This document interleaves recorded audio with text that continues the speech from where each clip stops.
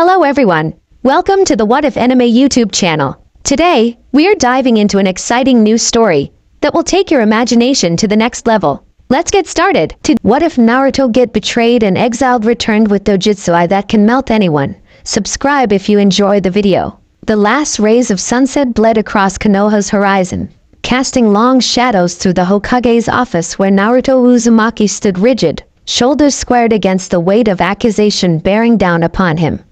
His orange and black jacket, tattered from his most recent mission, hung loosely from his frame. Blood, some his, some not, stained the fabric in dark patches. Do you understand the gravity of what you've done?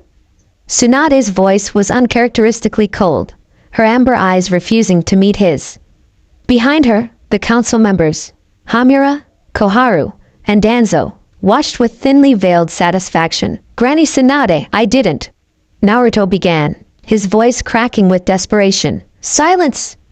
Danzo slammed his cane against the floor. The evidence speaks for itself, demon boy. Naruto flinched at the old slur, one he hadn't heard spoken aloud in years. Not since he'd saved the village from pain. Not since he'd become a hero. 6 Ambu dead. The forbidden scroll missing. Your chakra signature at the scene. Tsunade listed off, finally looking at him with eyes that held more sorrow than anger. The Nine-Tails chakra was detected going berserk during the attack. I was set up. Naruto's fists clenched at his sides. I was on a mission in the land of rivers when this happened. Kakashi-sensei can vouch. Hatake Kakashi reported losing track of you for nearly 6 hours during that mission.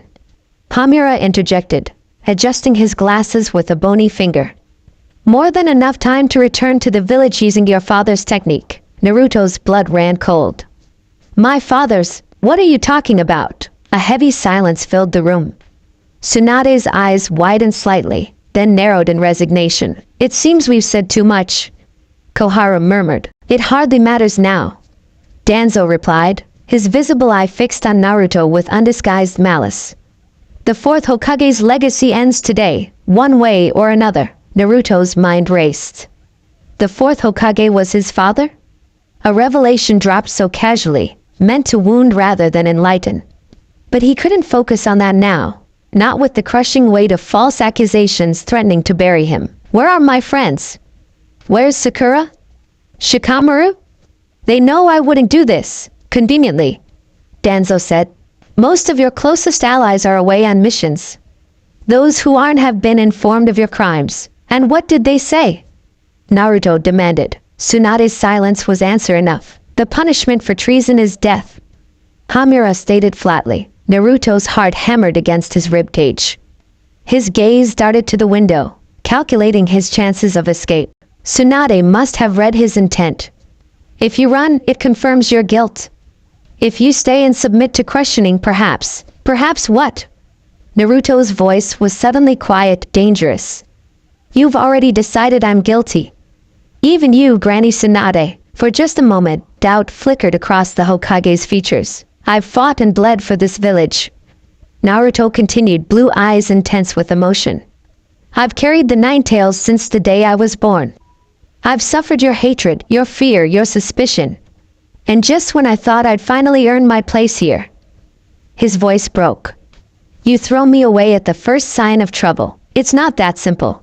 Tsunade began. Isn't it? Naruto asked. He looked at each face in turn, searching for any hint of support, and finding none. Fine.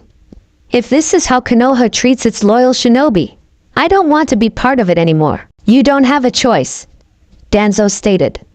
ANBU are surrounding this building. You will be taken into custody and a blinding flash of yellow light erupted from Naruto's body, knocking everyone back.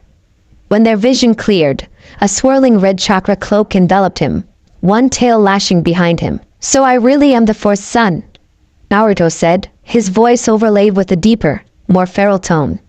That's how I can do this. In another flash, he was gone. Sound the alarm! Tsunade barked, already moving toward the window. All units mobilize. Do not let him escape the village. Outside, chaos erupted as sirens wailed and ninjas scrambled across rooftops. Naruto moved in bursts of yellow light. Not quite his father's technique, but something born of instinct and desperation.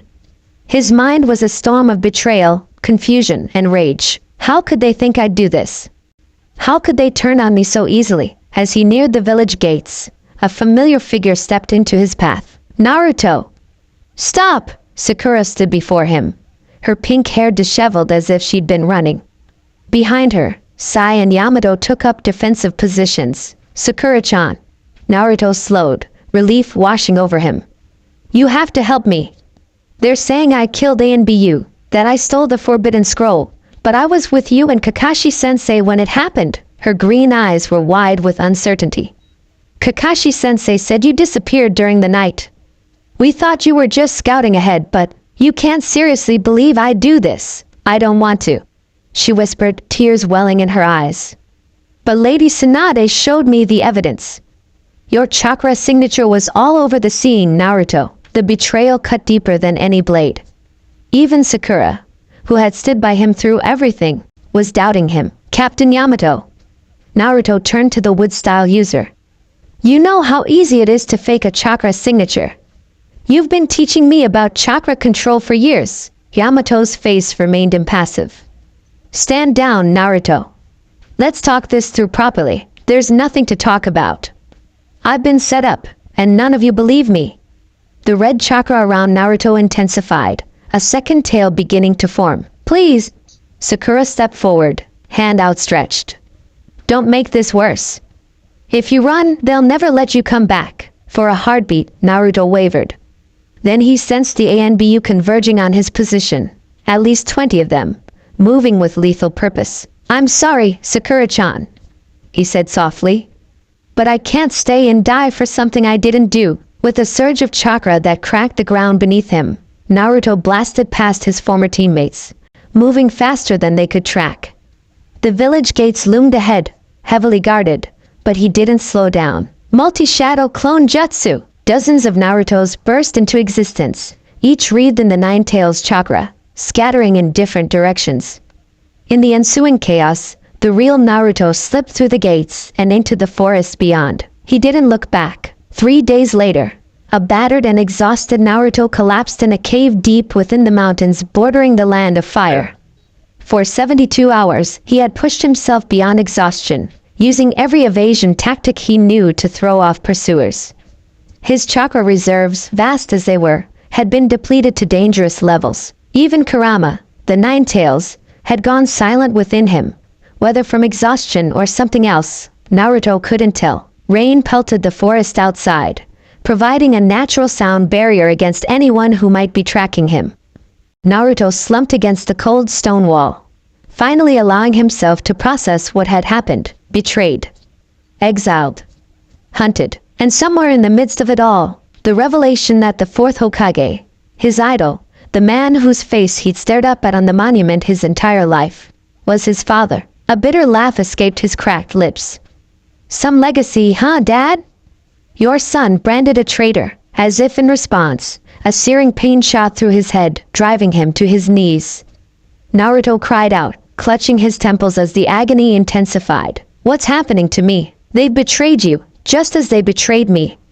A voice echoed through his mind, not Kurama's familiar growl, but something older, colder, more refined. Who? Naruto gasped, his vision blurring as the pain reached a crescendo. Sleep now, child of prophecy. When you wake, you will see the world as it truly is. Darkness claimed him. Naruto dreamed of ancient battlefields, of eyes that could command the very fabric of reality, of betrayals that spanned generations and secrets buried in blood. When he opened his eyes again, the cave was dark save for a small fire that hadn't been there before. Naruto sat up slowly, expecting pain, but his body felt strangely rejuvenated. Finally awake, are you? Came a raspy voice from across the flames. Naruto tensed, instinctively reaching for a kunai that wasn't there. His vision was blurry, the world around him smeared like watercolors. Who's there? He demanded. Someone who understands what it means to be cast out by those you called family. The voice replied. A figure moved into the firelight, ancient, withered, wrapped in tattered robes that might once have been fine silk. Their face was hidden behind an ornate mask, cracked down the middle. What happened to my eyes? Naruto rubbed them frantically. But the blurriness remained. They're changing. The figure stated simply. The trauma of betrayal has awakened something dormant in your blood, something even your father didn't know existed. You knew my father? A wheezing laugh. I've known many things, many people. The Uzumaki clan and their sealed secrets. The Namikaze line with their affinity for space-time techniques. And other bloodlines far older that converged in you. How do you know all this? Who are you? The figure tilted their head. Names have power, child. Mine was struck from history long ago. But you may call me Kojin. Naruto blinked rapidly as his vision continued to shift and distort. Occasionally, he caught glimpses of startling clarity. The individual embers floating from the fire, the minute cracks in Kojin's mask, chakra networks flowing through the stone around them. What's happening to me? Naruto asked again, fear evident in his voice. The Uzumaki clan was known for its sealing techniques and life force. Kojin explained, settling cross-legged across from him. But few remember that they descended from those who once possessed great ocular powers. Powers that were sealed away generations ago because they were deemed too dangerous. Like a dojutsu? Like the Sharingan or Byakugan, far more dangerous. Kojin replied, a hint of reverence in their voice. What awakens in you now is the Ketsuyugen, the blood dragon eye. Or at least, that is its closest known relative. Yours may be something entirely new, born from the unique confluence of bloodlines within you and catalyzed by the Nine Tails chakra. Naruto's breathing quickened. But I can't. The world is not what you thought it was, Naruto Uzumaki. Kojin cut him off. The history you were taught is a convenient fiction. The village you loved was built on lies and the bodies of the innocent. And now, those lies have claimed you as their latest victim. You don't know anything about Konoha. Naruto snapped, though uncertainty crept into his voice. Don't I? Kojin's hand moved to their mask. Perhaps you should see for yourself what truth looks like. Before Naruto could protest, the mask came away.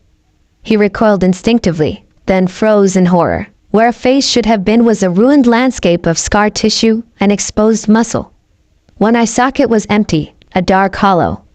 But the other contained an eye unlike any Naruto had seen, crimson as fresh blood, with a black pattern that seemed to shift and pulse like a living thing. This is what devotion to Konoha earned me, Kojin said softly. I, too, was once their loyal dog, until I learned too many of their secrets. Naruto wanted to look away but couldn't. The red eye seemed to pull at him, drawing him into its depths. Suddenly, the world around him dissolved, replaced by visions. A younger Danzo standing over the bodies of Uchiha children, collecting eyes from their corpses. The third Hokage sealing away scrolls bearing the Uzumaki crest, hiding them in a chamber beneath the village. His own father, the fourth, arguing fiercely with the council about seals and sacrifices. And finally, Danzo again, more recently, instructing masked figures to attack A and BU guards while henged as Naruto. When the visions faded, Naruto found himself on his hands and knees, retching emptily onto the cave floor. Lies, he gasped. Those have to be lies. Search your feelings. Kojin replaced the mask. You know them to be truth. The Ketsuyugen does not create falsehoods, it reveals them. Strips away deception like flesh from bone. Naruto's hands trembled as he touched his face, feeling the skin around his eyes. It was hot to the touch, tender. What do you want from me? He finally asked. Want? Kojin seemed almost amused. I've waited decades for someone like you to appear. Someone with the potential to break the cycle of lies that has enslaved the shinobi world. I want to teach you to use the gift that has awakened in you. I want you to survive long enough to make those who betrayed you face justice. A part of Naruto, the part that still believed in forgiveness, in understanding, wanted to reject everything he was hearing. But the wounds were too fresh, the betrayal too complete. How long will it take? He asked instead. To master these eyes? Years, Kojin answered honestly. The Ketsuyugen is merely the beginning. What grows within you now is something new, something that may surpass even the legendary Rinnegan in time. I call it the Shinkirigen, the Mirage Eye, for its ability to see through all deceptions and, eventually, to unmake reality itself. And if I refuse your training, then you will go mad as the power consumes you from within. Kojin said simply. And in your madness, you will destroy everything you touch, friend and foe alike. Naruto closed his aching eyes, weighing his options. Could he trust this strange, mutilated figure? Was any of this real? Or was he hallucinating from exhaustion and trauma? But deep within him, something resonated with Kojin's words. The visions felt true in a way that transcended logic or evidence. When do we start? He finally asked. Kojin's answering laugh echoed through the cave. We already have. 5 years later, Konoha remained largely unchanged as dawn broke over the familiar skyline. The Hokage monument still watched over the village, though a new face had been added. Kakashi Hatake, the 6th Hokage, his masked visage now immortalized in stone alongside his predecessors. The village gates opened to admit early travelers, merchants, returning ninja, the usual morning traffic. Among them walked a tall figure in a tattered black cloak, face hidden beneath a deep hood. No one paid him much attention, just another traveler seeking the safety of the Hidden Leaf's walls. At the guard station, Izumo and Kotetsu, still assigned the same eternal gate duty after all these years, barely glanced up from their paperwork. Name and purpose in Konoha? Izumo asked mechanically, returning home. The hooded figure replied, voice low and rough, as if unused to speaking. Something in the tone made Kotetsu look up sharply. I'll need to see some identification, of course. A hand emerged from the cloak. Tan, callous, marked with faint seals that spiraled up the wrist and disappeared beneath the sleeve. Instead of producing papers, the hand formed a single seal. Both guards tensed, reaching for weapons. But before they could react, they found themselves frozen in place, caught in a genjutsu so subtle they hadn't even felt it take hold. Sleep, the hooded figure whispered, and both men slumped in their chairs, faces peaceful. The intruder passed through the checkpoint unchallenged, moving with quiet purpose through the awakening streets of Konoha. Civilians and ninja alike unconsciously stepped aside, feeling a vague unease they couldn't quite place. At the center of the village, the figure paused, looking up at the Hokage Tower where the morning sun glinted off its windows. I've returned, Konoha. Naruto Uzumaki murmured beneath his hood, eyes flashing crimson in the shadow of his cowl. And this time, you will know exactly what it means to betray a child of prophecy. Within his eyes, black pinwheels spun lazily against a blood-red backdrop. The fully matured Shinkurigin, a dojutsu born of suffering and honed through 5 years of relentless training. An eye that could see the truth beneath all deceptions. An eye that could manipulate the very fabric of reality. An eye that could melt the flesh from bone with a mere glance, should its wielder desire it. But Naruto hadn't returned for indiscriminate slaughter. His vengeance would be precise, calculated, and above all, just. Those who had orchestrated his downfall would face judgment, while those who had been deceived would learn the truth. After all, he whispered to himself, a ghost of his old smile flickering beneath his hood. That's my ninja way. With that, Naruto Uzumaki, once Konoha's most unpredictable ninja, now its most dangerous enemy, disappeared in a flash of crimson light, leaving only swirling leaves where he had stood. The reckoning had begun. Kakashi Hatake, 6th Hokage of Konoha, jolted awake at his desk, a half-finished mission report stuck to his cheek. Something had yanked him from sleep. Not a sound, but a sensation. A presence he hadn't felt in years. Impossible. The copy ninja was on his feet in an instant, visible eye scanning his office. Nothing seemed disturbed, yet the air felt charged, electric with anticipation. Show yourself, he commanded, voice steady despite the sudden hammering of his heart. Silence answered him. Then, a whisper from everywhere and nowhere. Hello, sensei. Shadow melted from shadow as a figure materialized from the darkness in the corner of the room. Tall, broad-shouldered, cloaked in black. The face remained hidden beneath a deep hood, but Kakashi would know that chakra's signature anywhere, though it was different now. Heavier. Tainted with something ancient and cold. Naruto. He breathed, hand instinctively moving toward his kunai pouch. Don't, the figure warned. We both know how that would end. Kakashi froze, not from fear but from the shock of confirmation. After 5 years of searching, of grieving, of wondering, his students stood before him. The guards are sleeping peacefully, Naruto supplied. They awake with nothing but pleasant dreams and mild headaches. You used genjutsu. Kakashi couldn't mask his surprise. You never had the aptitude for it before. A low, humorless chuckle emanated from beneath the hood. I've learned many things in exile, sensei. Things they said I could never master. The title dripped with sarcasm. Why have you returned? Kakashi asked, forcing his posture to relax even as he calculated the distance to the alarm seal hidden beneath his desk. You know the sentence for your crimes still stands. My crimes? The temperature in the room plummeted. Interesting that you still believe that fiction. With deliberate slowness, Naruto raised his hands to his hood and pushed it back. Kakashi's breath caught in his throat. The face was unmistakably Naruto's, but harder, leaner, all baby fat and naivete stripped away by years of hardship. His once sun-bright hair had darkened to a burnished gold, longer now, pulled back in a short tail at the nape of his neck.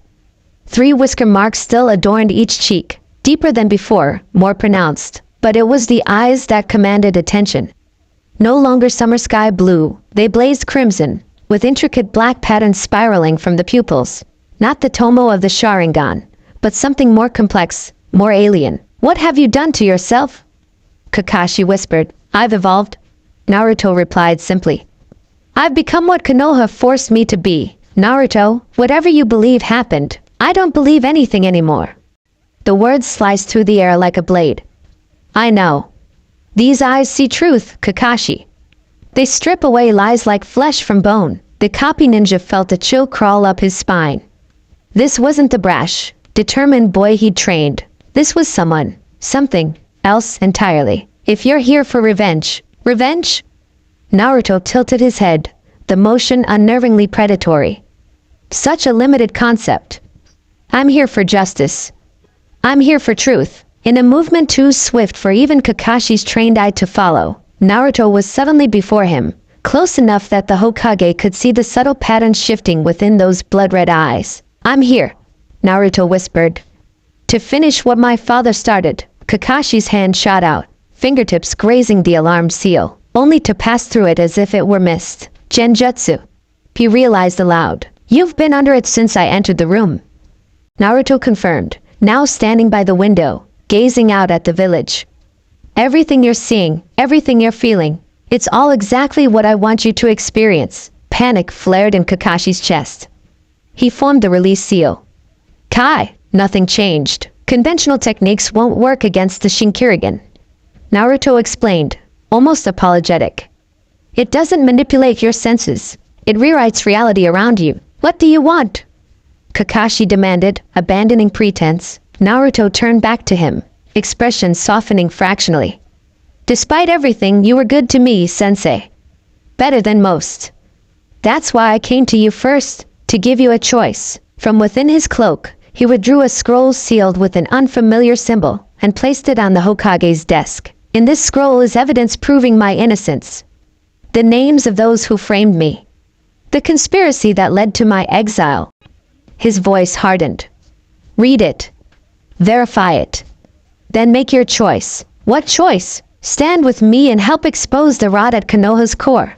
Or stand against me and fall with the guilty. The temperature in the room plummeted further, frost crystallizing along the edges of the windows. Naruto's eyes blazed brighter, and for just a moment, Kakashi glimpsed something vast and ancient looking through them. Something that had nothing to do with the 9 tails. You have 3 days, Naruto said, moving toward the shadows again. After that, the reckoning begins, with or without you. Wait. Kakashi lunged forward, but his former student dissolved into crimson mist before his fingers could make contact. The genjutsu shattered like glass, reality reasserting itself with disorienting abruptness. Kakashi found himself still seated at his desk, the mission report still stuck to his face, as if he never awakened at all. But on the desk before him lay the scroll, tangible and real, its unfamiliar seal pulsing with faint chakra. The 6th Hokage stared at it for a long moment, then reached for the ANBU summoning button beneath his desk. His finger hesitated a hair's breadth from the button. What if Naruto was telling the truth? Slowly, he withdrew his hand and instead picked up the scroll, turning it over in his fingers with the care one might show a paper bomb. 3 days, he murmured to the empty room. Sakura Haruno's apartment was Spartan but comfortable, reflecting its owner's practical nature. Medical textbooks lined orderly shelves, interspersed with potted medicinal herbs that thrived under her careful attention. A small shrine in the corner held a faded photograph. Team 7 in happier days, Naruto's grinning face unmarred by betrayal or hardship. She entered wearily, dropping her medical bag by the door. Another 14-hour shift at the hospital. Another day of pushing her skills to their limits. At 22, she was already one of Konoha's most respected medical ninja. Her healing prowess second only to Tsunade's. But power couldn't fill the hollow spaces left by those she'd lost. Sakura's fingers brushed the photo as she passed. A ritual of remembrance. Sasuke, lost to darkness. Naruto, lost to, what? Betrayal? Madness? Even after 5 years, she couldn't reconcile the Naruto she'd known with the crimes he'd allegedly committed. The sensation hit her as she stepped into her small kitchen, an electric prickle along her spine, the unmistakable feeling of being watched. Her hand crept toward the kunai holster at her thigh. Still sharp as ever, Sakura-chan, the voice froze her in place. Deeper than she remembered, but the cadence, the way he said her name. She whirled, kunai drawn, to find him seated at her kitchen table as if he belonged there. The hood was down, that face so familiar yet transformed, those alien red eyes regarding her with an emotion she couldn't name. Naruto, she whispered, kunai clattering from suddenly nerveless fingers. He caught it before it hit the floor, faster than her eyes could track, and placed it gently on the table between them. It's been a while, he said, with devastating understatement. Sakura's medical training took over as shock threatened to overwhelm her. Deep breath in. Hold. Release. Repeat. You shouldn't be here. She managed finally.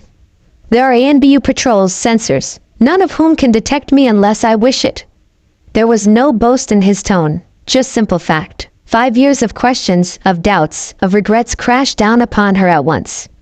Her legs gave way, and she sank into the chair across from him. They said you killed those ANBU. Stole the forbidden scroll, and you believed them. Not a question. Sakura flinched. I didn't want to. But the evidence was manufactured. He finished for her. By Danzo and his root operatives. You can't know that. I can. Those strange eyes intensified, the patterns within them shifting hypnotically. I can see the truth of things now, Sakura. Past, present, the web of lies that binds them together. Despite herself, Sakura leaned forward. The medical ninja in her couldn't help but be fascinated by the unknown dojutsu. What happened to your eyes? A ghost of his old smile flickered across his face. Still the curious one. They're called Shinkurigan, the Mirage Eye. A bloodline limit that was sealed within the Uzumaki clan generations ago. My exile awakened them. That's not possible. We would have records of such a dojutsu. The victor's right history, Sakura-chan. And the Uzumaki clan were not victors. His casual use of her old honorifics sent a pang through her chest. Despite everything, his transformation, the years between them, the crimes he was accused of, part of her still saw the boy who had promised to bring Sasuke home for her. Why are you here? She asked, her voice steadier now. Are you going to kill me too? Pain flashed across his features, genuine, raw, before his expression smoothed again. Is that what you think of me now? The hurt in his voice made her chest constrict. I don't know what to think anymore, Naruto. You disappeared for 5 years. We thought you were dead. Some of you hoped I was. He corrected softly. Sakura couldn't deny it. After his escape, certain elements in the village, particularly those close to Danzo, had seemed almost disappointed when no body was found. I'm here because you deserve the truth, Naruto continued. And because I need your help. From within his cloak, he produced a small vial filled with crimson liquid that seemed to move with unnatural fluidity. My blood, he explained, placing it on the table between them. Analyze it. Compare it against the blood found at the scene of the Anbu murders 5 years ago. You'll find they don't match, not even close. Sakura's eyes widened. The case files are sealed. I can't access. Tsunade can't. Naruto interrupted. And she trusts you above all others. He stood suddenly, and Sakura tensed, but he merely moved to the window, looking out at the village lights with an expression of complex emotion. I was naive when I left, he said quietly.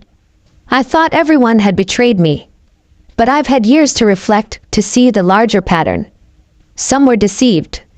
Some were coerced. And some, his voice hardened, were willing architects of my destruction. He turned back to her, and in the shifting shadows, Sakura caught a glimpse of the boy she had known, determined, steadfast, unwilling to give up on those precious to him. I'm giving Konoha one chance to right this wrong from within, he said. Kakashi has evidence that will exonerate me. You have the means to verify it scientifically. Together you can expose those responsible without bloodshed. And if we fail, the temperature in the room plummeted, frost etching delicate patterns across her kitchen window. Those alien eyes blazed with internal fire. Then I will tear down the lies myself, Sakura-chan. And I promise you, it will not be gentle. He moved toward her, and she flinched involuntarily. Pain flashed across his face again, but he continued until he stood before her chair. Slowly, telegraphing his movements, he reached out and took her hand in his. His touch was warm, human, despite the cold emanating from him. For a moment, she saw the whisper of black lines crawling beneath his skin, seals of some kind, more complex than any she'd encountered. I never stopped believing in you, he said softly. Even when you doubted me. Then he was gone, leaving nothing but the vial of blood on her table, and the lingering warmth of his touch on her skin. Sakura stared at the impossible blood, too bright, too fluid to be natural, and made her decision. Deep beneath Konoha, in chambers forgotten by most, Danzo Shimura stood before an altar of stone. Candles cast writhing shadows across walls inscribed with seals so ancient few living shinobi could decipher them. Report, he commanded without turning. A masked figure materialized from the darkness, kneeling. The ANBU patrols detected nothing, Lord Danzo. But several sensors reported anomalies. Momentary chakra signatures that appeared and vanished before they could be located. Description? Cold. Ancient. Like nothing in our records. Danzo's visible eye narrowed. His bandaged right arm throbbed painfully, the stolen Sharingan implanted within pulsing in warning. And the Hokage? Acting strangely since this morning. He's cancelled all appointments and locked himself in his office with a scroll of unknown origin. Alarm flared through Danzo's weathered frame. What scroll? Who delivered it? Unknown, my lord. It appeared on his desk between guard shifts. Danzo's hand tightened on his cane. After 5 years of careful maneuvering, of consolidating power while appearing to relinquish it, of eliminating loose ends, could it all be unraveling? Double the guard on the Hokage Tower. Have our agents in ANBU monitor Hataki's every move. And bring me Sai immediately. The root operative bowed and vanished. Alone again, Danzo turned to the altar where an ancient scroll lay partially unrolled, its contents written in a script few could read, a language predating the founding of the shinobi villages. So, he murmured to the empty chamber. The demon brat survived after all. He had always known it was a possibility. The Uzumaki life force was legendary, and with the Nine Tails' regenerative abilities, even his most thorough assassins might have failed. But 5 years of silence had lulled him into something approaching complacency. With the Uzumaki gone and the old guard dying off or stepping down, his path to absolute control of Konoha had seemed clear. Now the bandages on his arms stirred of their own accord, as if the Sharingan embedded beneath could sense his agitation. He forced himself to calm, to think strategically. If Naruto Uzumaki had indeed returned, he would need to be eliminated quickly, before he could reveal what he knew, before he could undo years of careful planning. But first, Danzo needed to understand what he was dealing with. The reports of strange chakra signatures troubled him. Had the Nine Tails' influence grown? Or had the boy found some other power during his exile? His gaze fell again on the ancient scroll. 5 years ago, when he'd arranged Naruto's framing in exile, his primary goal had been removing a potential obstacle to his ambitions. The boy was powerful, popular, and worst of all, principled. He would never have accepted Danzo's vision for Konoha's future. But there had been another reason, one known only to Danzo himself. The prophecy inscribed on this scroll, written in the blood of a seer long dead, spoke of a child of converging bloodlines who would either save the shinobi world or reduce it to ashes. A child with the power to unmake reality itself. For decades, Danzo had dismissed it as myth, focusing instead on more tangible sources of power. The Sharingan, the Mokuton, the beast sealed within human sacrifices. Until the day he'd witnessed Naruto unconsciously tap into the fourth Hokage's space-time techniques during a training exercise. An impossibility unless the blood connection was direct. The pieces had fallen into place with terrifying clarity. Uzumaki vitality. Namake's genius. The Nine-Tails chakra as catalyst. All the components needed for the prophecy to manifest. Danzo had acted immediately, arranging the ANBU murders, planting evidence, manipulating the council. He'd expected the boy to be executed, but exile had seemed an acceptable alternative. Few survived long as missing Nin, especially those hunted by both Konoha and the Akatsuki. A fatal miscalculation, it seemed. Footsteps in the corridor drew him from his thoughts. He quickly rolled the ancient scroll, sealing it with a drop of blood before tucking it into his robes. The door opened to admit a pale young man with short black hair. Sai, one of his most successful root operatives. "You summoned me, Lord Danzo?" "Yes." Danzo studied him carefully. Though loyal, Sai had been contaminated by his time with Team 7, particularly his association with Naruto Uzumaki. But that connection might now prove useful. "I have a mission of utmost secrecy for you," Danzo continued. "One that concerns a ghost from your past." Understanding dawned in Sai's usually expressionless eyes. "Naruto," he said, the name little more than a breath. "Indeed." Danzo's visible eye bored into his subordinates. "He has returned to Konoha. Find him. Learn his purpose. And if necessary," he let the sentence hang unfinished between them. Sai's face remained impassive, but the slight tension in his shoulders betrayed his conflict. "Understood, Lord Danzo. Go." Danzo dismissed him with a wave. "Report directly to me. Tell no one else." As the door closed behind Sai, Danzo returned to the altar. From a hidden compartment beneath, he withdrew a flat stone box sealed with complex fuinjutsu. Uzumaki's sealing techniques stolen decades ago. Inside lay a single scroll, far older than the village itself. He had never been able to open it, the blood seal requiring an Uzumaki to break. But if Naruto Uzumaki had truly returned, perhaps the time had come to lay a trap with bait too tempting to resist. The last surviving record of the Shinkurigen, a dojutsu thought extinct since the fall of Uzushiobikir. A dojutsu that, if the legends were true, could unmake the very fabric of reality. Shikamaru Naro was losing a game of shogi to himself, when his shadow elongated unnaturally, stretching up the wall of his apartment like a living thing. He didn't look up from the board.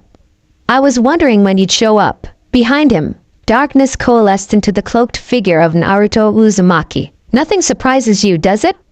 Naruto asked, pulling back his hood. "On the contrary. Your timing is inconvenient. I was just about to checkmate myself." Shikamaru gestured to the empty chair across from him. "Sit. Unless you plan to kill me standing up." Naruto's lips quirked in the ghost of a smile as he took the offered seat. "Still convinced I'm a murderer? I never was." Shikamaru reset the shogi board with quick, practiced movements. The evidence was too perfect. Too comprehensive.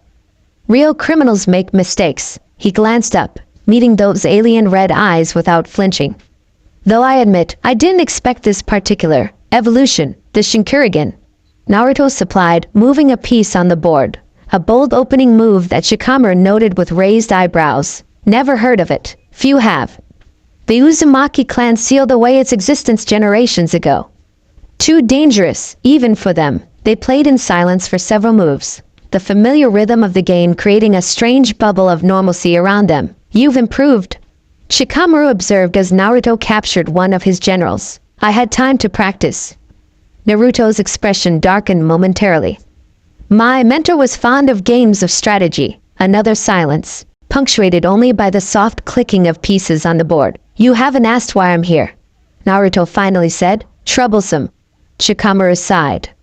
"I already know why. You're back to clear your name and expose those who framed you, primarily Danzo, though I suspect the conspiracy runs deeper." He captured one of Naruto's pieces with a decisive click. "You've approached Kakashi first, given him evidence. You've visited Sakura, given her a means to verify that evidence scientifically. Now you're here because you need someone who can connect the political dots. Someone who can see the whole board. Naruto stared at him for a long moment, then laughed. A rusty sound, as if long disused. Sometimes I think your shadow possession jutsu works on minds, not just bodies. Just simple observation. Shikamaru demurred. And you were always predictable in your determination to do the right thing. Even now? Naruto's eyes flashed dangerously. After everything that's happened? Shikamaru studied him, taking in the harder lines of his face, the alien eyes, the cold power that radiated from him in subtle waves. Yes, he said finally. Even now. You could have returned and simply slaughtered those who wronged you. Instead, you're giving the village a chance to correct its mistake. That's the Naruto I remember. Something like relief flickered across Naruto's face before his expression hardened again. I need to know who I can trust, he said quietly. Beyond Kakashi and Sakura, who remained loyal to the idea of me, even after I was gone. Shikamaru leaned back, fingers steepled in his thinking pose. Iruka never wavered. Konoha Maru nearly got himself expelled from the academy defending your name. Hinata. He paused, watching Naruto carefully. She suffered most of all, perhaps. Refused to believe the accusations. Her father nearly disowned her over it. Pain flashed across Naruto's features. And the others? Divided. Confused. Many accepted the official story. The evidence was compelling, and you did flee. Others had doubts but kept them private. Shikamaru captured another of Naruto's pieces. What exactly are you planning? Justice, Naruto replied simply. The truth revealed. Those responsible held accountable. And then, the question seemed to catch Naruto off guard. What do you mean? After you've cleared your name and punished the guilty? What then? Will you stay? Return to exile? Something else entirely? Naruto's gaze drifted to the window, to the distant lights of the village he had once called home. I don't know, he admitted softly. For 5 years, vengeance was all that kept me going. I never thought past it. Checkmate, Shikamaru announced, placing his final piece. Naruto blinked, looking down at the board in surprise. While distracted by thoughts of the future, he had walked into a trap set moves earlier. You were always too focused on your objective to see the traps along the way, Shikamaru observed. Some things don't change. He rose, moving to a cabinet where he withdrew a sealed scroll. I've been keeping records, he explained, handing it to Naruto. Inconsistencies in the official story. Suspicious promotions and reassignments after your departure. Financial transactions that don't add up. Nothing conclusive on its own, but together. He shrugged. Together they form a pattern. Naruto finished, tucking the scroll into his cloak. Thank you, Shikamaru, the shadow user nodded. What do you need me to do? Be ready, Naruto replied, pulling his hood back up. When Kakashi makes his move, things will happen quickly. Danzo won't go down without a fight, and if Kakashi chooses not to act, those alien eyes flash beneath the hood. Then be ready anyway. Because what follows will shake Konoha to its foundations. With that, he melted into shadow once more, leaving Shikamaru alone with an empty chair and a conquered shogi board. The Nara genius stared at the pieces for a long moment before resetting them. Troublesome, he muttered, but there was a smile on his lips for the first time in years. The forest of death lived up to its name, even in the pre-dawn darkness, its massive trees creaking ominously in the wind, its undergrowth alive with the rustling of unseen predators. No sane shinobi entered willingly without cause, which made it the perfect meeting place for those with secrets to share. Kakashi Hatake arrived first, his silver hair gleaming faintly in the moonlight that filtered through the canopy. Despite being Hokage, he wore his old Jonin uniform, his face obscured by the familiar mask, his headband slanted over his left eye. Official robes would only hinder movement if things went badly. Sakura materialized moments later, dropping silently from the branches above. Her medic's apron was gone, replaced by combat gear, her pink hair tied back severely. Dark circles beneath her eyes spoke of sleepless nights spent in the laboratory. Were you followed? Kakashi asked without preamble. She shook her head. The NBU patrol passed through my sector 15 minutes ago. They won't circle back for another hour. Good. Shikamaru, here. The shadow user's voice preceded his appearance, stepping from behind a massive tree trunk as if he'd been part of it moments before. I've set up a perimeter of shadow clones. If anyone approaches within 500 meters, we'll know. Kakashi nodded approvingly. Then let's begin. What did you find? Sakura produced a sealed medical container from her pack. Inside, 2 vials of blood gleamed in the dim light, one a normal crimson, the other with the unnatural fluidity that characterized Naruto's sample. The blood evidence from the original crime scene doesn't match, she said without preamble. Not even close. The genetic markers are completely different. Could it be the Nine-Tails influence? Kakashi asked. Some change in his physiology over time? She shook her head. I thought of that. I ran the original sample against our records of Naruto's blood from before his exile. They don't match either. Whoever's blood was at that crime scene, it wasn't Naruto's. Not then, not now. What about his chakra signature? Shikamaru asked. That was the most damning evidence. Kakashi reached into his vest and withdrew the scroll Naruto had left him. According to this, Danzo employed root agents who specialized in chakra mimicry, an advanced form of transformation jutsu that copies not just appearance but energy signature. Is that even possible? Sakura asked, skepticism evident. With enough research into the target's chakra network, yes. Kakashi confirmed. It's exhausting and temporary, but possible. The third Hokage banned the technique decades ago because of its potential for abuse, but Danzo wouldn't care about that. Shikamaru concluded. He gestured to the scroll. What else does it say? Names, dates, details of the conspiracy. Kakashi's visible eye hardened. Danzo didn't act alone. He had support from certain elements in the ANBU, the council even. He hesitated, pain flashing across what little was visible of his face. Even from some of our allies in other villages. But why? Sakura demanded. Why go to such lengths to frame Naruto? He was loyal to Konoha. He saved the village from pain. That's precisely why. Came a new voice from above. All 3 shinobi tensed, weapons drawn, as Naruto descended from the canopy, his black cloak billowing around him like wings. He landed softly before them, pushing back his hood to reveal those alien red eyes, the Shinkurigin, burning with inner light. Naruto. Sakura breathed, kunai lowering slightly. He inclined his head in acknowledgement but kept his distance, aware of their wariness. Danzo feared what I represented. He continued. A Jinchuriki with growing popularity, with the potential to become Hokage. Someone who might expose his operations, who would never support his vision for Konoha. There's more to it than that. Kakashi interjected. According to your scroll, he was obsessed with some ancient prophecy. Naruto's expression darkened. Yes. The prophecy of convergence. A child born of specific bloodlines who would either save the shinobi world or reduce it to ashes. The child of prophecy. Shikamaru murmured. Jiraiya mentioned something similar before his death. Different prophecy, same child. Naruto confirmed. Me. Sakura stared at him, medical mind calculating rapidly. Because you're an Uzumaki and the Nine-Tails Jinchuriki, and the son of the 4th Hokage. Kakashi added quietly. She gasped. Shikamaru's eyes widened fractionally. The closest he came to showing shock. Minato Namikaze was my father. Naruto confirmed, voice steady but tight with old pain. Kushina Uzumaki my mother.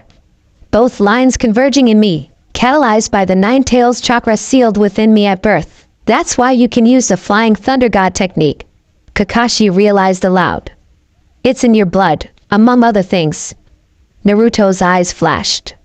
The Shinkurigin being the most unexpected inheritance. A dojutsu from the Uzumaki line? Sakura questioned. But they were known for sealing techniques and life force, not ocular abilities, because they sealed their dojutsu away. Naruto explained. Generations ago, they deemed it too dangerous. The knowledge was lost when Uzushiogakure fell. Only trauma and exile could reawaken it in someone with the right bloodline confluence. Danzo discovered this. Shikamaru deduced, connecting the dots with lightning speed. He learned you were the child of this prophecy and moved to eliminate you before your power could fully manifest. Naruto nodded. My mentor believes he found records of the Shinkurigen in ruins predating the Shinobi villages. He recognized what I might become and acted to remove the threat. Your mentor, Kakashi repeated carefully. Who exactly guided you these past 5 years, Naruto? A shadow passed over Naruto's features. Someone who understands what it means to be betrayed by those you called family. Someone who has walked in darkness long enough to recognize the light. He paused. You wouldn't know the name, evasion. Kakashi noted it but didn't press. These claims against Danzo, they're serious. Treason against Konoha at the highest level. You've verified the evidence yourself. Naruto pointed out. Sakura has confirmed the blood samples don't match. What more do you need? Proof that will convince the village. Kakashi replied. The council. The daimyo. Danzo has powerful allies, deep roots. To move against him without absolute proof would risk civil war within Konoha. Is that a risk you're willing to take? Naruto asked quietly. For justice? The question hung in the air between them. Kakashi studied his former student, the boy who had defied every expectation, who had changed so many hearts with his unyielding determination. Now transformed into something both more and less than human, seeking vindication after years in exile. Yes, the sixth Hokage said finally. But we do this my way. No bloodshed unless absolutely necessary. No revenge killings. Justice through proper channels. Relief flickered across Naruto's face, there and gone in an instant. Agreed. But Danzo must pay for what he's done, not just to me, but to the entire Uchiha clan, to Root's children soldiers, to all his victims over the decades. We'll need more than just us four. Shikamaru noted pragmatically. Danzo commands Root. Even diminished, they're a formidable force. And we don't know who else might be compromised. I have a list of those we can trust. Naruto replied. From within his cloak, he produced another scroll.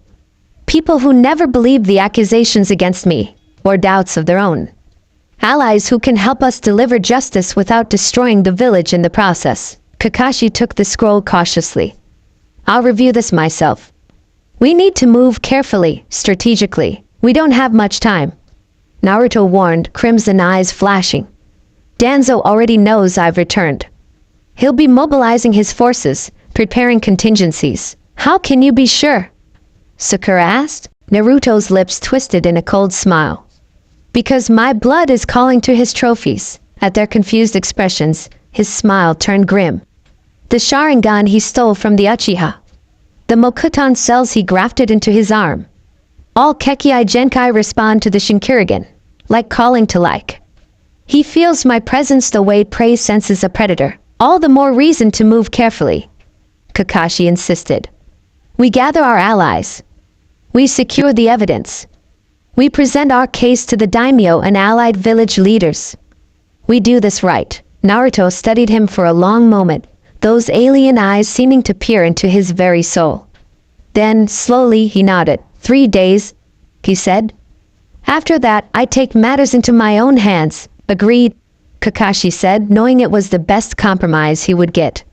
We'll reconvene tomorrow night with those we trust. Sakura, secure that blood evidence. Shikamaru, begin drafting the formal accusations. We'll need them ironclad. Both nodded in acknowledgement, and Naruto. Kakashi added, eye crinkling in what might have been a smile beneath his mask. Welcome home. Something flickered in those crimson eyes. A hint of the bright blue they had once been. A ghost of the boy who had dreamed of acknowledgement all his life. Then it was gone, replaced by cold determination. Don't welcome me yet, sensei. Not until justice is done. With that, he dissolved into crimson mist, leaving the 3 shinobi alone in the clearing. Do you think we can trust him? Sakura asked quietly once she was certain he was gone. He's changed. Of course he has. Shikamaru replied. Betrayal does that to a person. But his core, what makes him Naruto? That's still there. Buried deep, perhaps, but present. Kakashi stared at the spot where his student had stood. Let's hope you're right, he murmured. Because if you're wrong, we may have just allied ourselves with a force beyond our comprehension. Hinata Hyuga moved through the forms of the gentle fist with fluid grace, moonlight glinting off the sheen of sweat on her brow. The private training ground of the Hyuga compound was silent save for her measured breathing and the occasional sharp exhalation as she struck at invisible opponents. 5 years had transformed the once shy girl into a formidable woman. Her indigo hair, longer now, was pulled back in a tight braid. Her pale eyes, the trademark of her clan's Byakugan, held a steel that had been forged through loss and determination. When Naruto had been accused and fled, many had expected her to break. Instead, she had hardened, channeling her grief and rage into becoming stronger. Now, at 22, she was one of the most accomplished Hyuga in generations. Her mastery of the gentle fist matched only by her cousin Niji. A flicker of movement in her peripheral vision caused her to spin, palm thrust outward, only to freeze mid-strike as her Byakugan registered a chakra network unlike any she had ever seen. "Your reactions have improved," came a voice that haunted her dreams. "You would have hit me if I were anyone else." Hinata's heart stuttered painfully in her chest as a figure materialized from the shadows, pushing back a hood to reveal achingly familiar features transformed by time and hardship. "Naruto-kun," she whispered, the old honorific slipping out unbidden. He inclined his head slightly, those alien red eyes studying her with an intensity that made her shiver. Hinata, she should be afraid, she knew. This man, no longer a boy, was a wanted criminal, accused of murdering Anbu, of betraying the village. His very presence in the Hyuga compound could see her branded a traitor. Instead, she stepped forward and, without hesitation, slapped him across the face. The sound cracked through the still night air. Naruto's head snapped to the side, more from surprise than force. When he turned back to her, there was something like respect in his strange eyes. 5 years, she said, voice soft but vibrating with emotion. 5 years without a word. Not knowing if you were alive or dead, I couldn't risk contact, he replied, a hand rising to his reddened cheek. It would have put you in danger. We were already in danger, she countered. Those of us who defended you, who refused to believe their lies. Understanding dawned in his eyes. They targeted you. It wasn't a question, but she nodded anyway. My father nearly disowned me. Only Niji's intervention prevented it. Even now, I am barely tolerated within the clan. Pain flashed across his features. I'm sorry, Hinata. If I had known, you would have what? She interrupted. Come back sooner? Risked execution? She shook her head, anger giving way to something softer, more complex. I never stopped believing in you, Naruto-kun. Not for a single day. The admission hung between them, fragile as spun glass. In the moonlight, his transformed eyes seemed to shimmer with emotion before hardening once more. That's why I'm here, he said quietly. I need allies I can trust. People whose loyalty isn't in question. For what purpose? Justice, he replied. The truth about what happened 5 years ago. The exposure of those who framed me. Hinata studied him with the keen insight that had always been her true strength. There's more to it than that. Something has changed in you, something beyond these eyes. For a moment, she thought he might deny it. Instead, he met her gaze directly. I've learned things in exile, Hinata. About Konoha's true history. About the cycles of hatred and violence that have shaped the shinobi world. About the powers that manipulate us all from the shadows. His voice hardened. Danzo and his co-conspirators are merely symptoms of a deeper rot. One that I intend to excise, completely and permanently. There was a dangerous edge to his words that sent a chill down her spine. This was not the Naruto who had left. The bright-eyed boy whose determination had inspired her own. This was someone forged in betrayal and hardened by exile. Yet beneath it all, she could still sense his essential nature. The unbreakable will, the deep capacity for compassion, the unwavering belief in what was right. What do you need from me? She asked. Relief flickered across his face. He had feared rejection, she realized. Feared that she, like so many others, might have come to believe the lies about him. Your eyes, he said. The Byakugan can penetrate barriers, see through deceptions that even my Shinkarigan might miss. And, he hesitated, I need someone who can look at me and tell me when I'm going too far.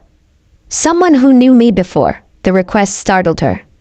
She had expected him to ask for her fighting skills, her knowledge of the village's current politics. Not this moral anchor. You think you might go too far? She asked carefully. Something dark and ancient flashed in those crimson eyes. The Shinkurigan comes with temptations. The power to unmake reality itself can corrupt even the purest intentions. He stepped closer, close enough that she could feel the cold emanating from him, an unnatural chill that belied the warm summer night. I need someone to remind me who I was, he said softly. Who I still want to be. The vulnerability in his voice made her heart constrict. Without thinking, she reached out, her fingers brushing his cheek where she had struck him moments before. I'll always see you, Naruto-kun, she promised. The real you, beneath whatever you've become. Their eyes met, crimson to lavender, and for a breathless moment, Hinata thought he might lean into her touch. Instead, he gently took her hand and lowered it, though his grip lingered longer than necessary. Kakashi is gathering allies tonight, he said, all business again. Those we can trust with the truth. Will you come? She nodded without hesitation. I'll be there. Good. He released her hand and stepped back, pulling his hood up once more. One more thing. Your cousin Niji, can he be trusted as well? We'll need as many Byakugan users as possible to counter Root's underground network, with your life. Hinata assured him.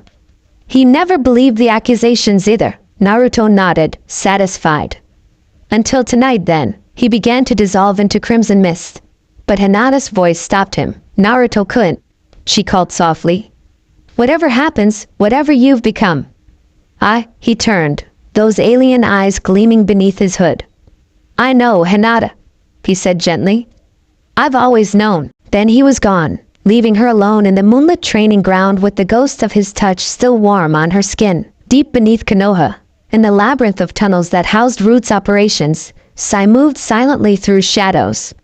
His face, as always, was a mask of perfect neutrality, betraying nothing of the turmoil within. Naruto Uzumaki had returned. The news had shaken him more deeply than he cared to admit, even to himself. During his time with Team 7, before Naruto's exile, Sai had experienced his first taste of genuine human connection, of friendship, of belonging, of emotions he had been trained from childhood to suppress. Naruto had been at the center of that awakening. His unflagging determination, his refusal to abandon those bonds, had forced Sai to question everything Danzo had taught him. When Naruto had been accused and fled, Sai had harbored doubts about his guilt. But root conditioning ran deep, deeper than newer loyalties, and he had obeyed Danzo's orders to hunt his former teammate. 5 fruitless years later, those doubts had never quite faded. Now Danzo wanted him to find Naruto again, to learn his purpose and, if necessary, to eliminate him. Sai's steps slowed as he reached a fork in the tunnel. Left led back to Danzo's chambers, where he was expected to report his lack of progress. Right led to the surface, to freedom, to choice. For the first time in his life, Sai hesitated at a crossroads. The sound of approaching footsteps made the decision for him. He slipped into an alcove as a squad of Root operatives passed by, their masked faces identical in their blank perfection. Once they were gone, Sai moved with newfound purpose, not left, not right, but straight ahead, toward a section of Root's headquarters few were permitted to enter, the archives. If Naruto had truly returned with some new power, some purpose beyond mere survival, Sai needed to understand what they were dealing with. And beneath the mountain of mission reports and personnel files that comprise Root's public records lay something far more valuable. Danzo's private research. The archive entrance was guarded, of course. 2 masked operatives standing at rigid attention outside a sealed door inscribed with protection Fuinjutsu. Halt! One commanded as Sai approached. This area is restricted. Sai produced a scroll bearing Danzo's seal. Priority mission, he stated in the emotionless tone expected of Root agents. Information retrieval on S-Class missing Nin Uzumaki Naruto. The guards exchanged glances, then the first took the scroll, examining the seal carefully. It was genuine. Danzo had indeed authorized Sai to gather intelligence on Naruto. The guards simply didn't need to know that this particular research wasn't part of the official mission. Proceed, the guard said finally, performing a series of hand signs that caused the seals on the door to pulse and fade. You have 1 hour. Sai nodded and entered the dimly lit chamber beyond. The archives spread out before him, row upon row of shelves laden with scrolls, books, and artifacts collected over Danzo's long career. The air was dry and cool, preservation jutsu maintaining optimal conditions for the ancient documents stored within. Moving with quiet efficiency, Sai headed for the section he knew contained Danzo's research on Kekkei Genkai. The old war hawk had been obsessed with bloodline abilities for decades, collecting data, and often the abilities themselves, with ruthless determination. If Naruto had somehow manifested a new dojutsu, as rumors among the root operatives suggested, Danzo would almost certainly have information on it. The Kekkei Genkai section was vast, organized by clan and ability type. Sai moved past shelves dedicated to the Uchiha, the Hyuga, the Kagaya, until he reached a smaller section labeled simply Extinct. Here were records of bloodline abilities that had been wiped out through war, disease, or deliberate extermination. Abilities that existed now only in legend and the dusty pages of scrolls like these. Sai's pale fingers trailed along the labels, Shikatsumiyaku, Jintan, Bakutan, Ketsuryugen. He paused at the last one. Unlike the others, this section seemed to have been recently disturbed, the scrolls rearranged, some missing entirely. Frowning slightly, he selected one of the remaining documents and unrolled it on a nearby table. The scroll contained detailed anatomical drawings of eyes, blood red with intricate black patterns spiraling from the pupils. Nothing like the Sharingan or Rinnegan, yet somehow more disturbing in their alien geometry. Beneath the illustrations, text written in an ancient dialect described the abilities associated with these eyes. The Ketsuryugen, or Blood Dragon Eye. Sai's breath caught as he read, grants the wielder dominion over the fluid nature of reality. Blood, the physical manifestation of life force, becomes subject to the user's will. In its advanced state, the Ketsuryugen allows the separation of truth from falsehood, penetrating all deceptions, all barriers between realms. Legends speak of masters who could liquefy the very fabric of the world, reducing physical matter to its component essence. The description continued, growing more disturbing with each paragraph. If even half of these abilities were real, and if Naruto had somehow awakened this dojutsu or something similar, a notation in the margin, written in Danzo's distinctive hand, caught Sai's attention. Possible connection to Uzumaki bloodline? Sealed away? Investigate ruins of Yuzushiobikyo for confirmation. Nearby lay another document. This one newer. A mission report dated shortly after Naruto's exile. Sai scanned it quickly. Expedition to Yuzushiobikyo ruins successful. Artifacts recovered confirmed Ketsuryugen origin within Uzumaki bloodline, deliberately sealed by clan elders. Prophecy fragments indicate potential reawakening through trauma in one with converged bloodlines. Uzumaki Namake's Bijou Catalyst? Subject Enu must remain permanently neutralized. Recommend continued Hunterine pursuit until confirmation of death. Cold understanding washed over Sai. Danzo had always known, that Naruto was innocent. The frame-up, the exile, it had all been to prevent the awakening of this power. A power that, if Naruto had indeed returned with red eyes, had awakened anyway. The implications raced through Sai's mind. If Naruto possessed even a fraction of the abilities described in these scrolls, and if he sought vengeance for his framing, a sudden prickling awareness made Sai freeze, his instincts screaming danger an instant before a new voice spoke from the shadows. Curious reading material, isn't it? Sai whirled, ink brush already in hand, as a figure stepped from between the shelves. Tall, cloaked in black, face hidden beneath the hood. But the eyes that gleamed in the darkness were unmistakable. Crimson with intricate black patterns swirling hypnotically. Naruto. Sai breath, body automatically shifting into a combat stance. Hello, Sai. Naruto replied calmly. It's been a while. Sai's mind raced. How had Naruto penetrated Root's headquarters? How had he bypassed the guards, the seals, the sensors that saturated this place? The Shinkurigin sees all barriers as mere suggestions, Naruto said, as if reading his thoughts. Physical, mental, even the barriers between what is real and what is possible. He gestured to the scroll lying open on the table. Though I see Danzo's information is outdated. The Ketsuryugen was merely the precursor to what I now possess. Sai remained silent, calculating odds options. His mission was to locate Naruto, learn his purpose, eliminate him if necessary.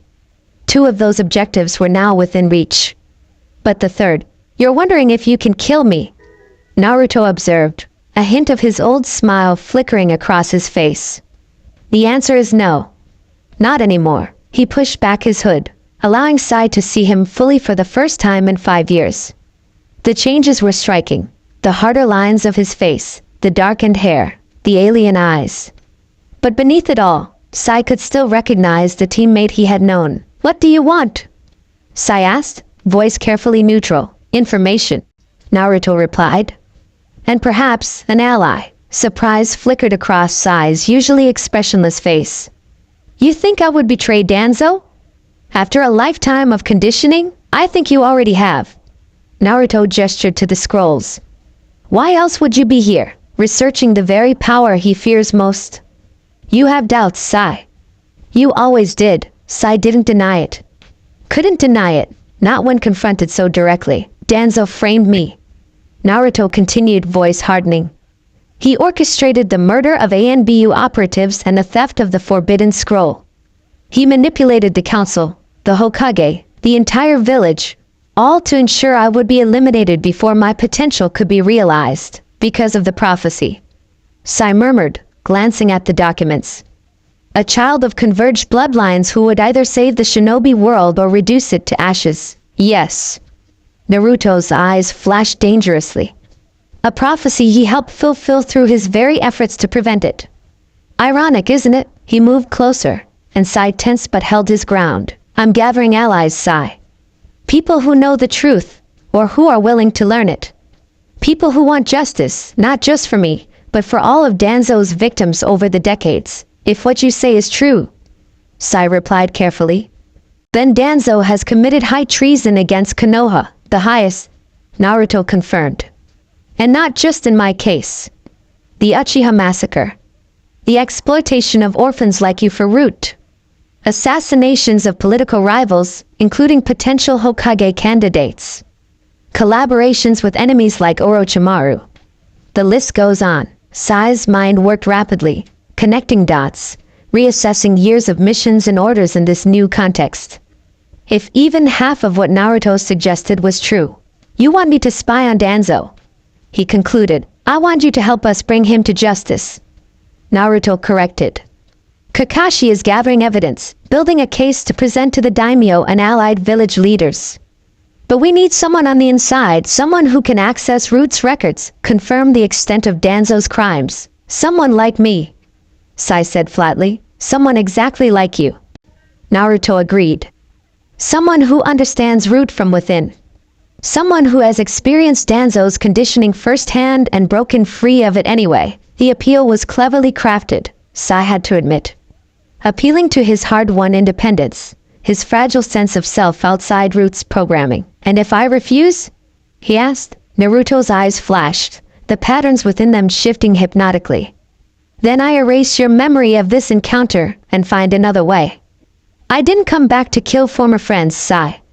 Not unless I have no choice. The threat was delivered calmly, matter-of-factly.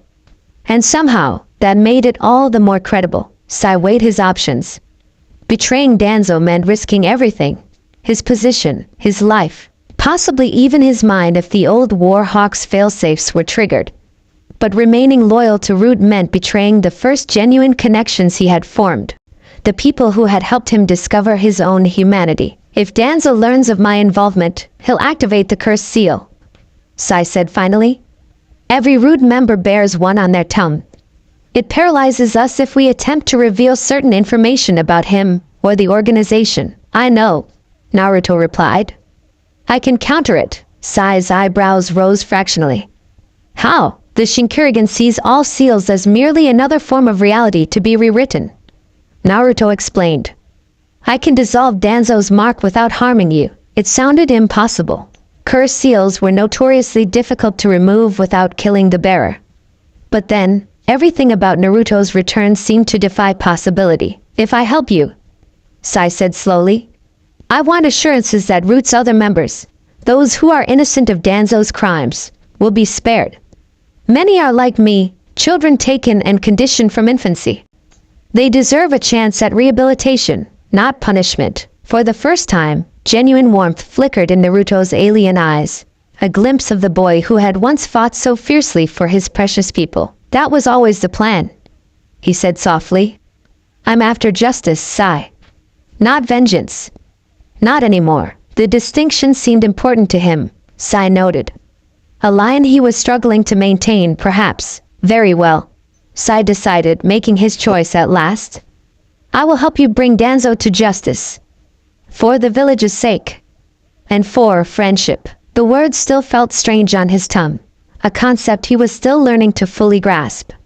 But Naruto's answering smile, a real one this time, not the cold, predatory thing he had shown earlier, made Sai think perhaps he had used it correctly after all. Thank you, Naruto said simply. Then, businesslike again. Take what you've learned here. Report to Danzo as expected, but tell him only what we want him to know. Make him believe you're still his loyal tool, Sai nodded. And what exactly do we want him to know? Naruto's smile turned sharp, those alien eyes gleaming with something ancient and cold. That the prophecy he feared has come to pass. That the child of convergence has returned. And that his reckoning approaches with the inevitability of dawn. The words sent a chill down Sai's spine, reminding him that whatever traces of the old Naruto remained, this was no longer the brash, straightforward boy he had known. This was someone, something, far more dangerous. He could only hope he had chosen the right side. The Nara forest lay silent under the moonlight, its sentient deer nowhere to be seen, as if the ancient creatures sensed the significance of what was about to transpire beneath their ancestral canopy. At the forest's heart, a clearing housed a simple wooden structure, not the official clan meeting hall, but a smaller, older building used for more intimate gatherings. Tonight, it would host the most important assembly in Konoha's recent history. They arrived in pairs or alone, moving with the silent efficiency of elite shinobi. Kakashi came first, still in his jonin gear rather than the robes of his office. Shikamaru, on his home territory, awaited them inside, shadows dancing across his face as he stoked a small fire in the central hearth. Sakura arrived with Tsunade, the former Hokage, grim-faced and stone-sober for once, having been briefed by her apprentice on the evidence they had gathered. The legendary Sanin's presence lent weight to the proceedings. Few would dare question her judgment in matters of Konoha's security. Hinata and Niji Hyuga came together, white eyes alert for any sign of surveillance or betrayal. They were followed by Irika Yumino, the academy teacher's usually kind face set in lines of determination. Rock Lee and Tenon slipped in moments later, representing Team Guy in their sensei's absence. Shino Aburame and Kiba Inuzuka, accompanied by his massive Niken Akamaru, completed the assembly of what remained of the Konoha 11, those who had once been Naruto's peers and comrades. Conspicuously absent were Ino Yamanaka and Choji Akimichi, their loyalties uncertain in this precarious moment, and Sasuke Uchiha, still missing after all these years. The atmosphere in the small building was tense, electric with anticipation. Some, like Irika and Hinata, vibrated with barely contained emotion at the prospect of Naruto's return. Others, Niji, Shino, remained outwardly calm but inwardly alert. All understood the gravity of what they had been called to discuss. Is this everyone? Tsunade asked, surveying the gathered shinobi with a critical eye. Almost, Kakashi replied. We're waiting for. The temperature in the room plummeted suddenly, frost crystallizing along the edges of the windows. The fire in the hearth flickered, nearly guttering out before flaring back to life with an unnatural crimson hue. Kakashi finished as crimson mist coalesced in the center of the room, solidifying into the cloaked figure of Naruto Uzumaki. A collective intake of breath rippled through the assembly. Even those who had been briefed on his return were unprepared for the reality of his transformation. He stood taller, harder, emanating cold power that set instinctive alarm bells ringing in the minds of the veteran shinobi present. When he pushed back his hood to reveal those alien crimson eyes, the Shinkurigin, Kiba actually growled, Akamaru's hackles rising in response to his master's tension. What the hell happened to you? Inuzuka demanded, always the first to speak his mind. Evolution, Naruto replied simply. His gaze swept the room, acknowledging each person with a slight nod. When he reached Irika, something softened in those inhuman eyes. Sensei. He greeted his old academy teacher, voice warming fractionally. Irika stared at him, tears welling in his eyes. Naruto. he whispered. You're really alive, in a manner of speaking, Naruto replied with a hint of dark humor. Then, to the room at large. Thank you all for coming. I know the risk you're taking by being here. Why don't you tell us exactly what here is? Neji suggested, his Byakugan activated as he studied Naruto's transformed chakra network with unconcealed fascination. Kakashi-sama and Hinata-sama have briefed us on the basics, but I think we deserve the full story. Naruto inclined his head in acknowledgement. You do. He turned to Kakashi. Shall I begin, or would you prefer to lead this discussion, Hokage-sama? The subtle deference surprised some present. The Naruto they had known would have launched headlong into explanations, heedless of protocol or authority. This calculated restraint was yet another indication of how deeply he had changed. I think, Kakashi said carefully, that since your innocence is central to this gathering, you should make your case directly. Very well. Naruto moved to the hearth, the crimson flames casting eerie shadows across his hardened features. 5 years ago, I was framed for the murder of 6 ANBU operatives and the theft of the Forbidden Scroll. He began without preamble. The evidence against me was manufactured by Danzo Shimura and his root organization, with the cooperation of certain elements within Konoha's leadership. Why? Kiba interrupted. Why go to all that trouble? Because Danzo discovered something about me, about my heritage and potential, that he considered an existential threat. Naruto replied. I am the son of Minato Namikaze, the 4th Hokage, and Kushina Uzumaki, the previous Nine-Tails Jinchuriki. Those who hadn't already known this information reacted with varying degrees of shock. Irika's eyes widened in belated recognition. Tenten and Lee exchanged glances of astonishment. This convergence of bloodlines, Naruto continued, along with the 9 tails sealed within me, made me the subject of an ancient prophecy, one that Danzo unearthed in his research into forbidden techniques and extinct Kekkei Genkai, the prophecy of convergence. Tsunade murmured, drawing surprised looks. Sarutobi-sensei mentioned it once years ago. A child who would either save the shinobi world or reduce it to ashes. Precisely. Naruto confirmed. Danzo believed I would eventually awaken a dojutsu thought extinct, the Shinkurigin, evolved from what was once known as the Ketsuryugen.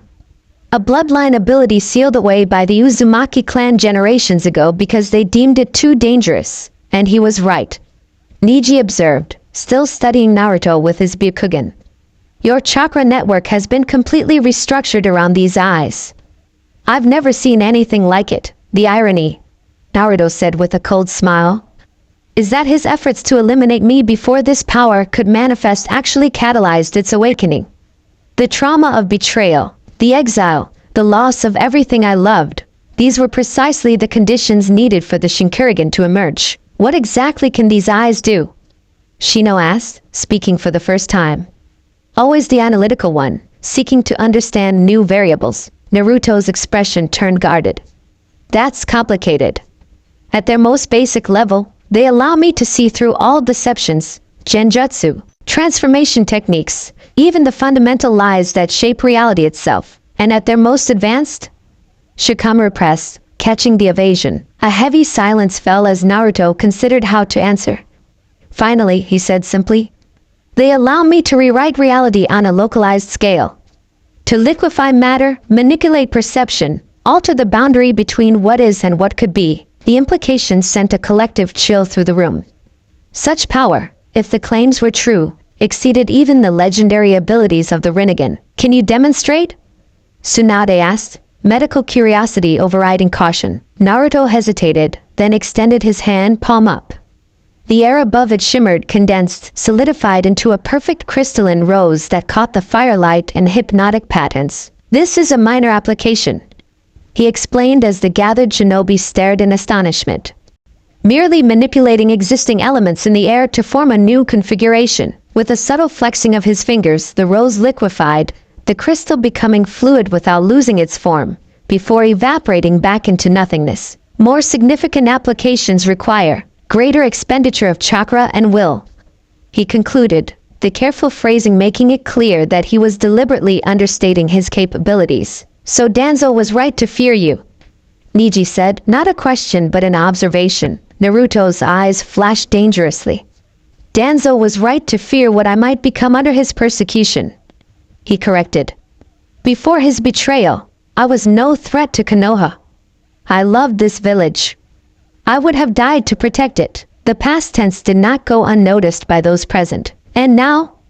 Iruka asked softly, the question they were all thinking. Something complex passed across Naruto's face. Pain, longing, determination, and beneath it all, a bone-deep weariness. No, he said carefully. I want justice. For myself and for all of Danzo's victims over the decades. The Uchiha clan. The children conscripted into Root. The political rivals silently eliminated. The experiments conducted in hidden laboratories. He looked around the room, meeting each person's gaze. But I did not return to destroy Konoha. If I had wanted vengeance alone, you would never have known I was here until it was too late. The statement hung in the air, its truth undeniable. If Naruto possessed even a fraction of the power he claimed, and if his intent had been destruction, they would already be facing catastrophe. We verified key elements of Naruto's claims. Kakashi interjected, breaking the tense silence. Sakura has confirmed that the blood evidence from the original crime scene doesn't match Naruto's genetic profile. I've examined documentation provided by Naruto that details the conspiracy against him. Shikamaru has correlated this with independent anomalies he's been tracking for years. And I can testify. Tsunade added, her voice carrying the weight of her former office, that there were inconsistencies in the original investigation that troubled me even then. Pressure from the council, particularly Danzo, pushed for a swift judgment before all the evidence could be properly examined. Her admissions sent ripples of shock through those who hadn't been privy to the inner workings of Konoha's leadership. If the fifth Hokage herself had harbored doubts. So what's the plan? Kiba demanded, always cutting to the chase. We believe you. You were framed. Danzo's corrupt. What do we do about it? We bring him to justice. Kakashi stated firmly. Legally. Transparently. With evidence that will stand before the daimyo and our allies. And if that fails? Tenten asked, ever the pragmatist. Danzo has survived decades of suspicion. He has contingencies for his contingencies. All eyes turned to Naruto, whose face had gone still as stone. If legal means fail, he said quietly, I will take matters into my own hands. The temperature in the room plummeted further, frost crackling along the walls.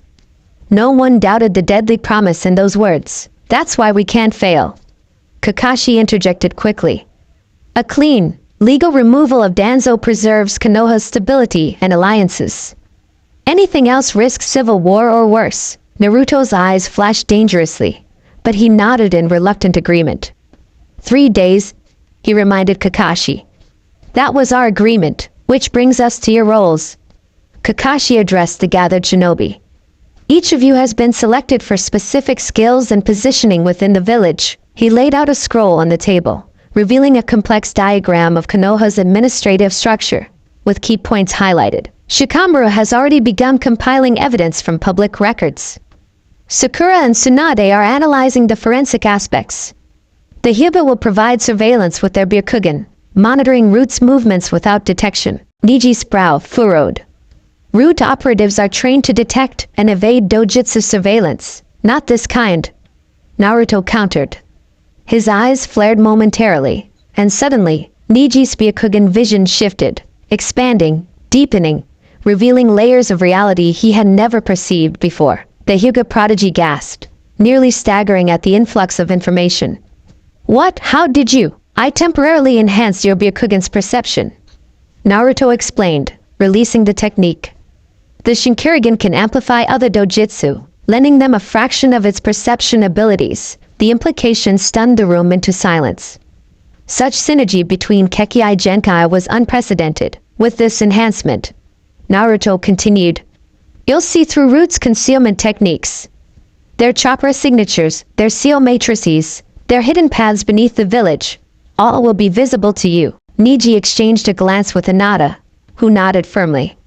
We'll coordinate shifts. Between us, we can maintain nearly constant surveillance. Shino. Kakashi turned to the Aburame. Your insects are ideal for gathering intelligence without detection. We need eyes and ears in places even the Byakugan can't reach. The stoic shinobi inclined his head. My Kakachu will serve. Lee Tenten, you coordinate with Guy when he returns from his mission. We need contingency combat teams ready to move at a moment's notice if Danzo catches wind of our investigation. YOSH! Lee exclaimed, unable to contain his enthusiasm even in such grave circumstances. We will burn with the flames of youth and justice. Tenten elbowed him sharply, but there was a hint of a smile on her lips, the first genuine one since the meeting began. Lee's irrepressible spirit was oddly comforting amid such tension. Kiba and Akamaru. Kakashi continued. Perimeter security. Your noses will detect root operatives no matter how well they mask their chakra. The Inuzuka grinned ferally, and Akamaru gave a short, affirming bark. And Iruka spoke up unexpectedly. But provide cover for all of you at the administrative level. As head of the academy, I have access to scheduling and mission assignments. I can ensure our activities appear routine. Naruto looked at his old teacher with newfound respect. Iruka had always been kind, supportive, but this willingness to risk his career, his freedom, perhaps even his life, went beyond anything Naruto had expected. Thank you, Iruka-sensei, he said softly. The academy teacher's eyes glistened with unshed tears, but his jaw was set with determination. You were always my student, Naruto. My faith in you never wavered. The simple declaration struck Naruto to his core. For a moment, something in his expression cracked, the cold, alien mask slipping to reveal the wounded boy beneath, still yearning for acceptance, for belonging. Then it was gone, replaced once more by the hardened countenance of a man forged in betrayal and exile. We have one more ally, Naruto announced, surprising even Kakashi. Someone inside Root itself. Shock rippled through the gathering. Who? Tsunade demanded. Root operatives are conditioned for absolute loyalty. Their curse seals prevent betrayal. Sigh. Naruto replied simply. Understanding dawned on Kakashi's face, but the others looked skeptical. Can he be trusted? Shikamaru asked, voicing the collective concern. His conditioning runs deep. The root of his conditioning has already been compromised. Naruto countered. His time with Team 7 planted seeds of independent thought, of genuine connection. And I've neutralized his cursed seal. How? Tsunade leaned forward. Medical curiosity piqued. The Shinkarigin perceives seals as simply another layer of reality to be rewritten. Naruto explained, the casual display of power sending another chill through the room. I dissolved the seal's matrix while leaving Sai himself unharmed. It seemed impossible. Cursed seals were notoriously difficult to remove without killing the bearer. Yet no one present doubted Naruto's claim. The evidence of his transformed abilities was undeniable. So what happens now? Kiba asked, voicing the question on everyone's mind. No, Kakashi said, rolling up the scroll. We gather evidence, build our case, and prepare to move against Danzo. All while maintaining absolute secrecy, and while avoiding his suspicion. Shikamaru added. Danzo's paranoia is legendary. If he senses our investigation, he'll strike first, consequences be damned. He already suspects something. Naruto revealed. My presence in the village disturbs him. The Shinkarigin resonates with the stolen Kekkei Genkai he's grafted into his body. He knows someone powerful has entered Konoha. Even if he hasn't confirmed it's me, then we need to accelerate our timeline. Tsunade concluded grimly. 3 days may be optimistic. 3 days is all we have. Naruto countered, eyes flashing. After that, I do things my way. The implicit threat hung in the air between them. No one doubted that Naruto's way would be far more destructive, far more final than what Kakashi proposed. Then we better get to work, Shikamaru said, breaking the tension with his customary pragmatism. Troublesome as it is, we have a war criminal to expose. With that, the gathering dispersed, each shinobi departing at intervals to avoid drawing attention. Only Kakashi, Naruto, and Hinata remained in the small wooden structure as the others vanished into the night. Do you really believe this can work? Naruto asked Kakashi once they were alone. That Danzo will face justice through legal channels? The sixth Hokage sighed, suddenly looking weary beyond his years. I have to believe it, Naruto. The alternative is civil war within Konoha, perhaps even conflict between the shinobi nations if things escalate. Naruto's eyes narrowed. Some would say that price is worth paying to excise a cancer like Danzo, and the Naruto I knew would never accept innocent casualties as collateral damage. Kakashi countered sharply. Has exile changed you that much? Something dangerous flashed in those alien eyes before Hinata stepped between them, her gentle presence somehow diffusing the building tension. Naruto-kun still values innocent lives, she said with quiet certainty. That's why he's giving us these 3 days instead of simply executing judgment himself. Her faith in him, unwavering despite his transformation, struck Naruto deeply. It was a tether to his former self, a reminder of who he had been before betrayal and exile had reshaped him. Hinata's right, he admitted finally. I don't want a bloodbath. But neither will I allow Danzo to escape justice. Not again. Not after everything he's done. Kakashi studied his former student, seeing both the boy he had trained and the formidable entity he had become. Then we're aligned in purpose, if not in method, the Hokage concluded. Let's ensure the legal approach succeeds so your alternative becomes unnecessary. Naruto nodded once, sharply, then dissolved into crimson mist, leaving Kakashi and Hinata alone in the rapidly warming room. Will you watch him? Kakashi asked softly once Naruto's presence had completely faded. Your Byakugan sees deeper than most. If he begins to lose himself to this power, I'll guide him back. Hinata promised, her voice gentle but steel-cored with determination. The Naruto we knew is still in there, Kakashi-sama. I won't let him disappear completely. The Hokage nodded, grateful for her unwavering faith.